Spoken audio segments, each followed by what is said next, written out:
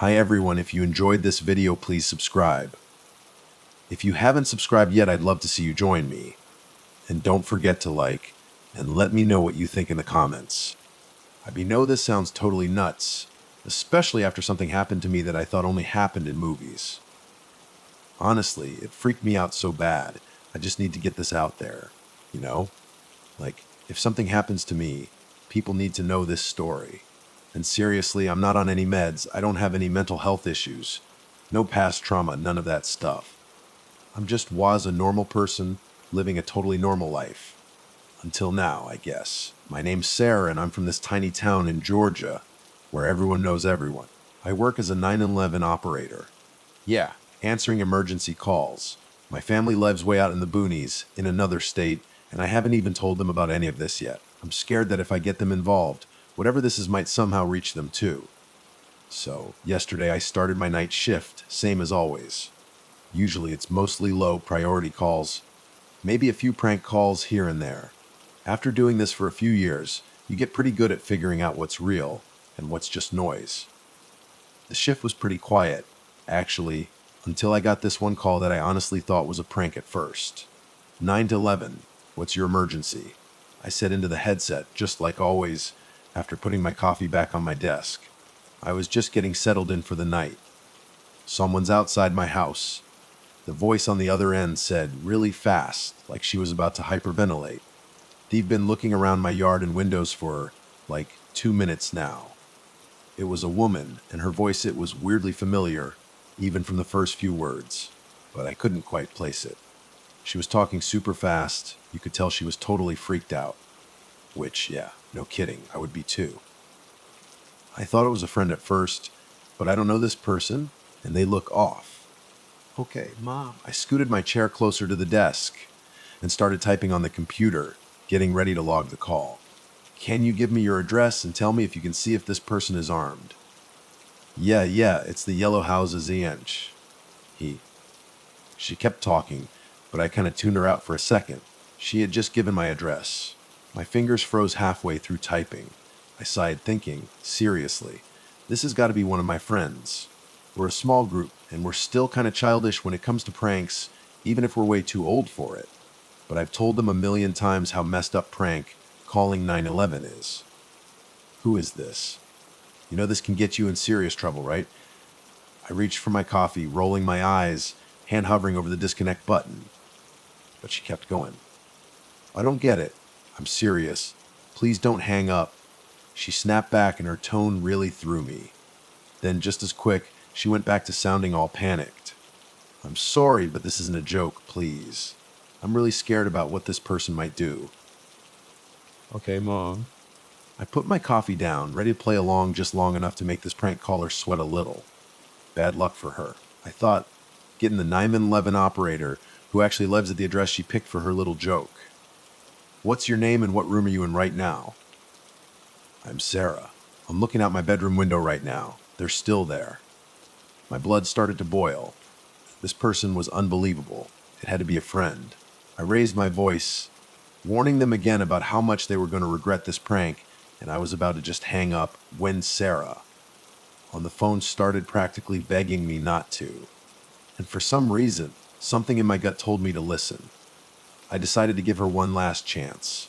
Then police were in her house, and someone was getting a serious talking to, at the very least. Okay, Sarah, describe the bedroom to me. What? You heard me. What color are the curtains? Is there any furniture? Lamps? Tell me what you can see. Now, I've known my friends for ages, but none of them have ever been inside my house. I'm just not a big guest person, never have been. My parents were the same way when I was a kid. It's just how I am. There's no way this person could know.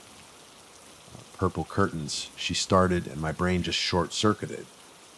Double bed with a grayish cover, with white lines, a wardrobe, and a small bedside table with a night lamp on it. She kept going for a few seconds, and I just listened, completely stunned. She was describing my bedroom. Exactly.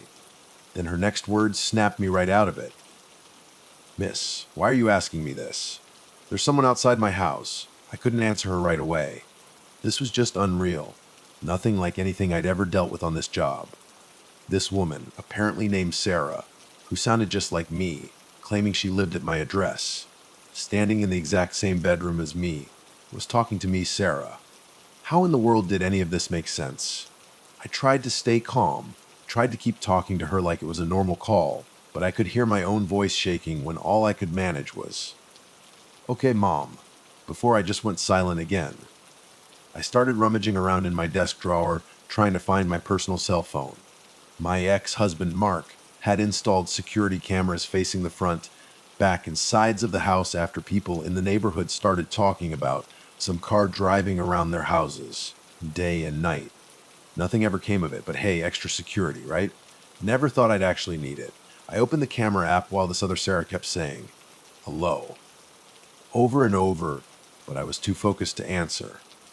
My heart had seriously dropped into my stomach by this point, and it only got worse when the camera app loaded. My bedroom window faces the side of the house, and yeah, right there beyond the wooden fence, someone was pacing back and forth, looking up at the house. I finally snapped back to the call. "Okay, sorry. I'm Sarah, okay? I'm sending a patrol car your way right now. Sorry for the delay." I tried to sound professional, but I could still hear my voice trembling. Even if the person outside wasn't actually doing anything illegal, just looking around, what freaked me out more was that I was stone cold sober, talking to myself. To another me. "Move away from the window, make sure he doesn't see you, do you?" I paused, just for a second, still trying to wrap my head around the whole thing, and finished my question, listening so hard for her answer, not even sure what I expected to hear. "Do you have a weapon in your house? Anything you could use if he tries to come in?"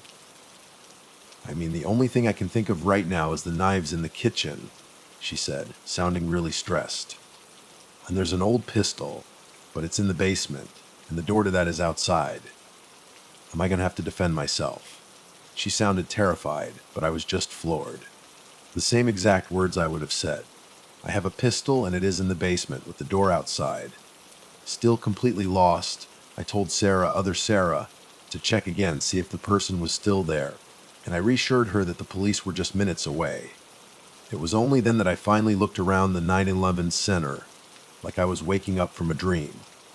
I caught the eye of Mike, coworker, who had his eyebrow raised. He must have been listening in on my call, see me acting weird. I tried to smile the best I could manage and nodded, quickly turning back to my screen before I could see his reaction. "Sarah, do you still see them?" I asked into the headset, but there was no answer for a few seconds. Then she started stumbling over her words, and I could hear a door creaking open, just like my bedroom door does, and then her footsteps moving fast, room to room, probably looking out other windows. "I know." "No, he's not out there now. I don't know where he is." Oh God, did I miss him? "Is he coming towards my house?" She sounded like she was about to lose it. I did my best to calm her down, all while switching between the security camera feeds, trying to find the person myself. And then I saw him, backyard camera. He was in the backyard now, arm raised in the air. A split second later, a rock flew right at my kitchen window. Even though the cameras don't record sound, Sarah's shriek on the phone was perfectly timed with the crack of the window. Holy crap. Holy crap, he just broke one of my windows. She yelled, totally frantic, then started just rambling. I couldn't even make out the words. "Sarah, get to your attic, Lee! Police are almost there. Use anything you can find up there to block the door." I yelled back, loud enough to cut through her panic, probably loud enough to make everyone in the office jump. Whatever was happening, it was real. Someone was outside my house, had just broken a window, and I was in there scared out of my mind, the attic. Yeah, that's exactly what I would do. The attic hatch is in the hallway between the living room and my bedroom. She'd have time to get up there, block it. He'd have to come through the kitchen, living room, hallway. She'd have enough time. Enough time for the cops to get there. I could hear Sarah slam a door, running down the hallway, the sound echoing on the laminate floor, heading for the attic hatch. Then I gasped. She screamed into the phone, and then a loud thud as the phone hit the floor. Her footsteps got fainter, faster, and then another set of footsteps, heavier, faster, coming closer and closer to the phone. "Are you still there? Police are almost at your location." It was all I could think to say, just trying to scare whoever this was away. A few seconds of silence. I expected something, anything, some creepy monster voice, or at least breathing. Nothing. My last word into the receiver was just a hollow hello before the line went dead. I just couldn't believe what had just happened. I must have sat there staring at the screen for a solid 2 minutes. Then my coworker from earlier came over and put a hand on my shoulder. I jumped so bad I screamed and shoved him away. The whole office turned to look. He put his hands up like, whoa. I apologized like a million times. Everyone went back to work, and Mike lowered his hands. Tough call, he asked, leaning on my desk, handing me a chocolate bar. You seemed really on edge the whole time, and, well, this just confirms it. I didn't even look at the chocolate. Just met his eyes, not knowing what to say. I mumbled a few words, then just excused myself, left the shift early. It's a little after 2:30 a.m. now as I'm writing this. I booked a room in the most crowded hotel I could find. Got a room right near the stairs to the lobby. Blinds shut, door double locked. I'm terrified to go home, and I have no idea who to talk to about this without sounding completely insane. I haven't heard anything from the police who were sent to my house. I don't know what to do tomorrow. Anyone reading this, please believe me. And even if you don't, can you please just give me some advice? I was sitting in this kind of sad armchair in the hotel room Sarah had booked. She just bailed on her shift last night, totally out of character for her. I called her earlier this morning after my shift, didn't even go home to sleep. Sarah's always been the most level-headed person I know. So, her acting like this, it was seriously concerning. I couldn't just ignore it. And now, here I was listening to her tell me about how she'd apparently taught herself on the phone last night. Sarah, are you sure these night shifts aren't getting to you? I really wanted to believe her, I did. But what she was describing sounded like something out of a Stephen King novel. And honestly, lack of sleep can mess with your head way more than you think. I'm not saying you're making it up, but maybe you're just remembering it wrong. Sleep deprivation does crazy things. Now, Sarah was pacing around the hotel room, one hand on her hip, the other rubbing her forehead, pushing her hair back. She let out this loud sigh. Mike, I know it sounds insane, but I'm telling you I'm 100% sure about what I heard and saw on those cameras. There was another me in that house last night, and some dude broke my damn window. How can you be so calm about this? We haven't even heard back from the cops yet, and it's been like 6 hours. She was right about that. No word back on the call, nothing on the news, no contact from the police department. I'd even used Sarah's phone to try and call back that number that had called 911, but nothing. Dead line. I told her, look, I couldn't explain the call, but yeah, going back to her house alone. Definitely not a good idea, especially with a possible intruder. I offered her my place for a few days. She agreed, thanked me, but she just couldn't drop the whole other me thing. I got it to some extent, but I was still majorly skeptical. So, I suggested we go back to my place real quick, so I could change and grab the pistol I keep locked in my safe and a flashlight. Then, we could swing by her house, see if we could find those cops, figure out what was going on. She was still freaked out, but I think the curiosity, and honestly, the stress about what might have happened to this supposed other her, kind of took over. She agreed to the plan. I waited for her to pack up her stuff, then we headed out. On the drive to my place, I kept asking her about the 911 call, trying to get any details she might have missed, just to make sure we were going and prepared for something. The drive to her house wasn't long. I tried to put on some music, lighten the mood, talk about anything to distract her, but she was just gone. Staring out the window, lost in her own head, maybe answering with a word or two here and there. When we pulled up to her place, I parked in the driveway. And there it was. The police car parked right out front doors hanging open a little, but no cops in sight. Sarah's breathing got faster, and I put a hand on her shoulder, trying to calm her down. We didn't say anything, just got out of the car. First thing we did, we walked up to the police car, checked it out, see if anything looked weird. Slashed tires, signs of a struggle, anything. Nothing. Just parked there like any other car. Inside was clean too. Then I noticed the radio. Didn't look messed with, but it was dead. No static, nothing. I walked back towards the house, waved Sarah over, and we circled around it, keeping our distance, checking things out. Then we saw it. the broken kitchen window. I was just about to say, maybe we should call 911 again, have them go in while we wait out here, but Sarah just snapped, before I could even open my mouth. What the hell is nothing being done about this? She threw her hands up in the air, turned to face me, her blue eyes all wild, mixed with anger and confusion. 2 cops have vanished since answering this call. There was an intruder in my house, and there was literally a clone, or something of me inside while I was at work. Tell me why we haven't heard anything about this, Mike. I don't know. Okay, I said, trying to keep my voice calm. If everything happened like you say it did, it just doesn't make any sense.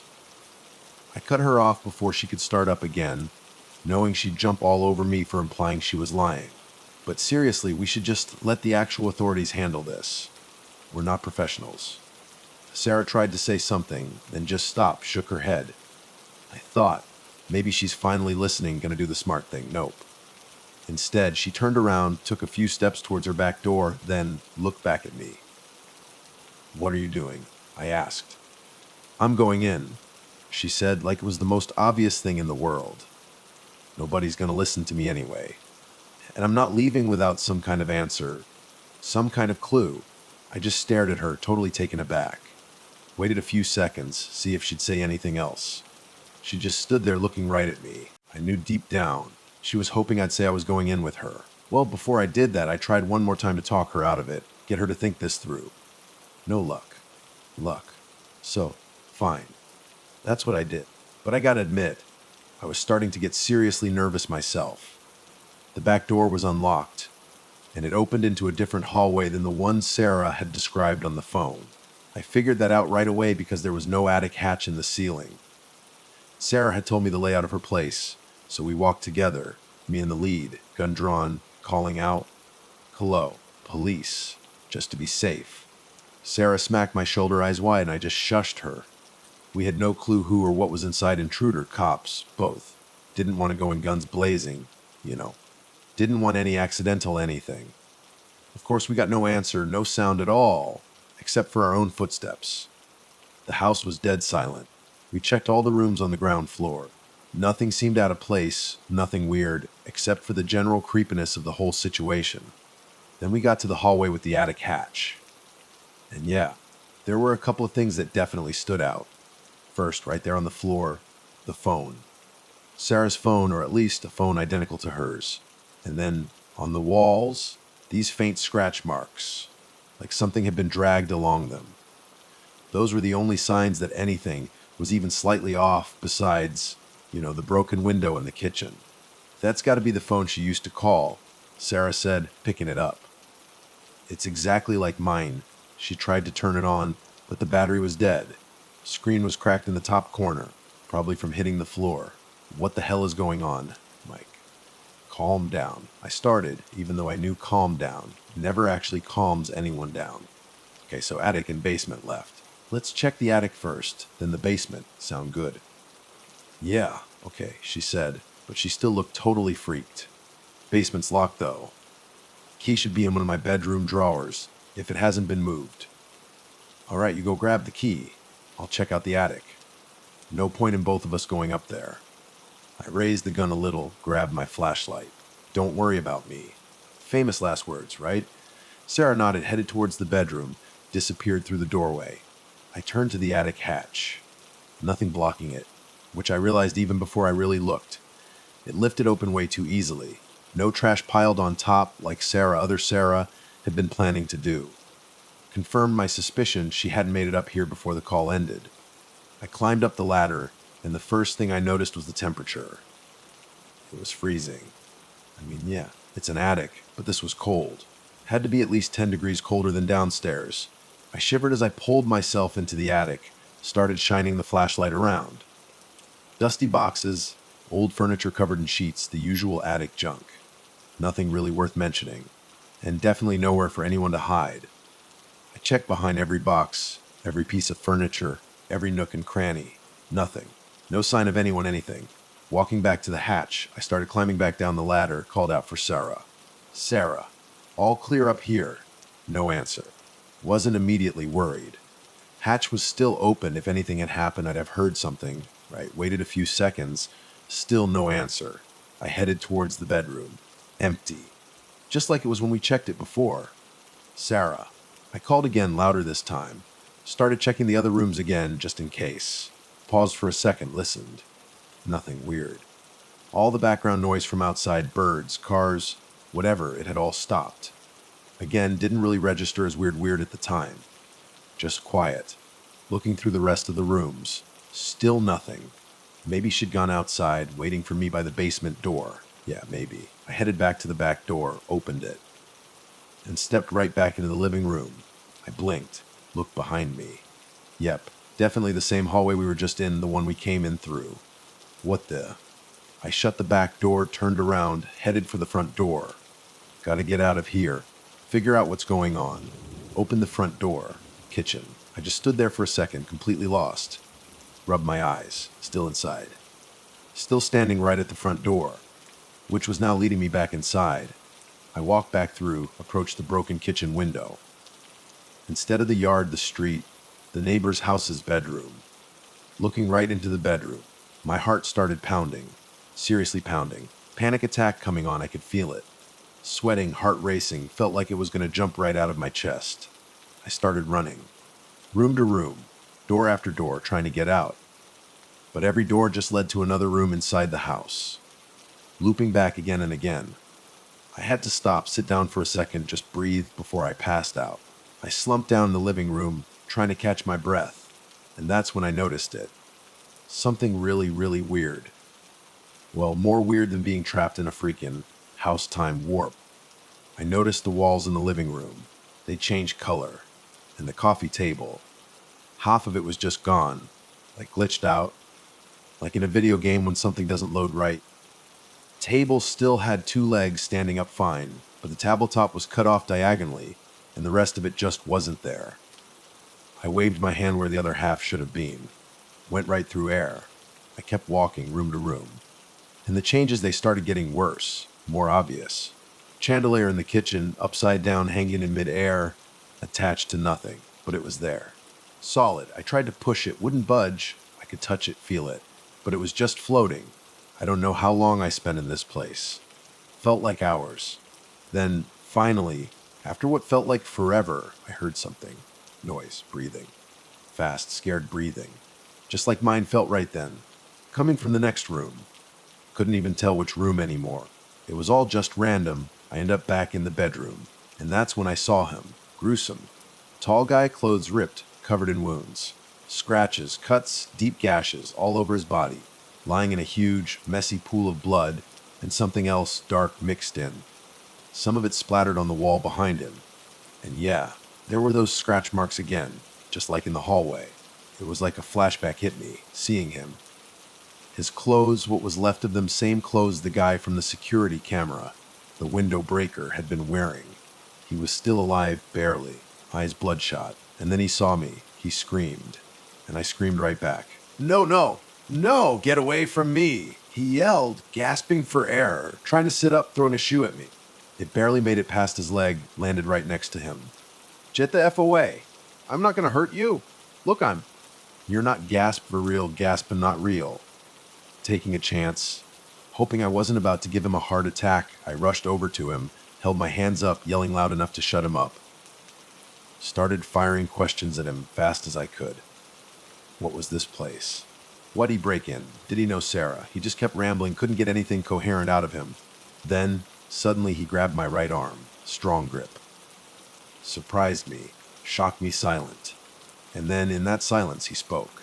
Finally, not people gasp be fake. Before I could ask him what he meant, before he could say another word, I was flying. Thrown backwards, slammed into the wall right next to the wounded guy. Didn't even have time to yell. Another blow hit me right in the ribs. Pain exploded. I gasped, eyes squeezed shut, clutching my side. Through the chaos, I could hear the man scream again. Then, I guess he got thrown too. His screams faded, a crash glass breaking. Seconds later, just as I was about to open my eyes, someone grabbed my arm, yanked me up, and flung me right back out the bedroom door. Suddenly, silence. All the noise just stopped. I stayed curled up on the floor, tears running down my face, pain shooting through my ribs. Held my hands tight against my side, broken ribs. Definitely. At least two, maybe more. Couldn't even breathe without it hurting like hell. Slowly, I opened my eyes. Back in the attic. But this time I could hear Sarah yelling for me from downstairs. I slowly got myself up, holding my side, started back towards the ladder. Could hear the normal neighborhood sounds again. Birds chirping, cars in the distance. Back to normal, outside at least. "I'm here," I shouted, voice weak, and just sat down on the attic floor, waiting for her to come up. When she did, she gasped, ran over to me, hand on my shoulder, asking what happened, how I got hurt. "We gotta get out of here," I managed to say. She helped me up, let me lean on her as we started heading out. "I'll explain at the hotel." I let her drive.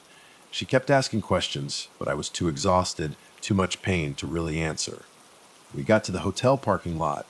She turned to face me, looking me right in the eyes, saying something, but I didn't even register the words. I was too focused on something else. Something small, but something I knew I'd have noticed way before now if it had always been there. "Sarah," I said, voice hoarse. "Rue, since when are your eyes two different colors?" I couldn't find the basement key. Checked every drawer in the bedroom twice. Didn't remember moving it, but with everything that had happened in the last 12 hours, felt like days. Anyway, with all that going on, a missing key was the least of my worries.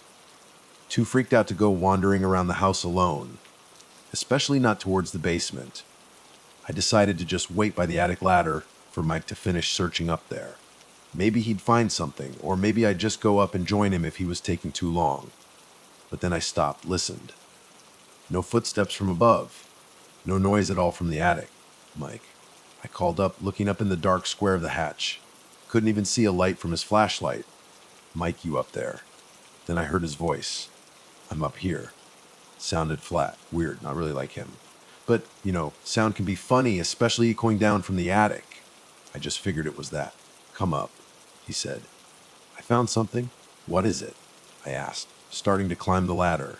But he didn't answer, just silence. "Mike," I called again, head now poking up into the attic. Pulled myself up into the attic. Dusty air and pitch black. No light at all. Something felt wrong, and I wasn't sure if the sudden chill that went down my spine was from the cold attic air, or just my gut screaming at me that something was seriously off. I didn't stick around to find out. Scrambled back down the ladder fast. The cold from the attic seemed to follow me down into the hallway. Strange. It hadn't been that cold before I went up there. I waited for a minute or two, wondering what was making Mike act so weird. The cold was getting to me, making me seriously uncomfortable. So, while I was waiting for him, I thought, maybe I'll just go back to the bedroom, grab a jacket. But when I opened the bedroom door living room, I don't even know how to describe how I felt in that moment. Just total panic. I started wandering from room to room, completely lost, trapped in this impossible, looping house. My own house, which was now some kind of maze, like I was a mouse in a trap. Every so often, after going through the same rooms over and over, I'd hear sounds that just didn't belong. Things that broke reality. Windows on the ceiling, looking out at nothing. Furniture floating in mid-air, or halfway sunk into the floor. A freaking reality show playing in the kitchen, but there wasn't even a TV in there. Terrified doesn't even begin to cover it. Convinced I was never getting out, that this was just it. And everything just kept getting worse, more confusing. No matter how much I searched, every room I went into, I found nothing. Nothing that even hinted at a way out of this nightmare. Adrenaline hit me like a truck when I was searching the kitchen again. Footsteps. And this weird static sound getting louder, mixed with a voice. But not just a voice. A voice that kept changing, pitch jumping all over the place. Not in a normal way, like someone just talking in different tones. This voice was switching. Constantly switching between male and female. Kitchen had nowhere to hide really, just the counters. So, I ducked down behind the kitchen island, other side of the counter from the doorway. Tried to be as quiet as humanly possible. Heart pounding in my chest. I covered my mouth, scared even the sound of my breathing would give me away. The three sounds, footsteps, static. Voice, they were getting closer, closer. Then, they were right outside the kitchen. Footsteps stopped. But that voice was the most disturbing thing I'd ever heard. Like I said, switching between man and woman mixed with radio static, and it was just talking. Same stuff. Yesterday's news, weather report, bits of conversations. Then something that made my blood run cold. Something way too familiar. 9/11, what's your emergency? It was my voice. My breath caught in my throat. Slowly, I peeked over the counter, just a little, not wanting to be seen. Expecting, I don't know what I expected. Some monster face looking down at me, like in a horror movie. But thankfully, nothing. Just empty doorway. The voice kept going, still switching, now between two different men's voices, then back to mine, then, out of nowhere, Mike's voice. Sarah, since when are your eyes two different colors? My eyes went wide. Disbelief. I clamped both hands over my mouth, just praying. Praying whatever this was would just go away. The static got louder, then started cutting in and out, random bursts of noise, while this thing just kept repeating the same phrase over and over. Sickening to listen to. Sarah, since when are your eyes two different colors? Sarah, since when are your eyes two different colors? By now, the voice switching had stopped. Just Mike's voice, repeating that same question. Then, just as suddenly as it started, the footsteps started moving again, walking away. The voice, Mike's voice, repeating that phrase, fading into the silence of the house. I was so paralyzed with fear, I couldn't move for a few minutes. Just sat there behind the counter trying not to cry. After what felt like forever, when everything was quiet again, no more weird noises, I finally stood up, looked around, alone. Then it hit me. In all the panic, I'd completely forgotten the most obvious thing in the kitchen, the window, the one the intruder broke to get in, still shattered. But unlike all the other windows, the ones that looked out at nothing, or just walls, this one beyond it was my bedroom, and something on the floor, a body, lying on the ground. Couldn't really make out who was from this angle, but there was blood, a lot of blood. I gasped when I saw it. Then I noticed clothes, torn bloody, but same clothes as the guy who broke my window. The realization stopped me cold. Just stood there, frozen for a second. Then I started crawling through the broken window, slowly, carefully, getting closer to the body. Closer, I could see, yeah. Clothes matched, it was him, but face down. Couldn't see his face yet. I kept crawling closer, finally close enough. Could see his face now. And oh God, it was a man face I didn't recognize. Crawled closer still, getting right up next to him now. Close enough to touch. And that's when I saw it, his eyes. Open. Staring right at me. Dead eyes, but they weren't just dead. They were wrong. Completely black. No white, no color, just black holes. Like something had sucked all the life, all the everything out of them. I recoiled back, scrambling away from the body, back towards the kitchen. Tripped over something, fell hard on my hands, looked back at the body, just for a second. Still there, still dead, still staring. I scrambled back through the broken window into the kitchen. Stood up finally, legs shaky. Had to get out of this house. Had to get out now. Started running again back through the kitchen towards the front door. Living room again. Damn it. Turned around, tried the other way. Back through the kitchen again towards the back door. Living room again. Trapped. Completely, utterly trapped. Panic started to rise, choking me. I was hyperventilating, couldn't breathe, couldn't think straight. Just kept running, blindly running, from room to room, hoping, praying for some way out, anything. Just to escape this nightmare house. And the changes, the distortions, they were getting worse faster now. Walls twisting, rooms changing shape, furniture disappearing, reappearing in different places, upside down sideways. Reality was just dissolving around me. Then I heard it again. The voice, the static voice. Closer now, much closer. And louder, terrifyingly loud. I froze. Couldn't move. Couldn't even breathe. The static filled the air, buzzing, crackling, and the voice, that awful, shifting voice, started up again. Right next to me now. Felt like it was inside my head. Mariella, since when are your eyes two different colors? Mariella, since when are your eyes two different colors? Marielle. Closer, the voice closing in. I squeezed my eyes shut, hands over my ears, trying to block it out, but it was everywhere inside me, around me, crushing me. Louder, the static screaming in my ears, the voice a deafening roar. And then nothing. Silence. Sudden, complete silence. Like someone had just flipped a switch. The static gone, the voice just quiet.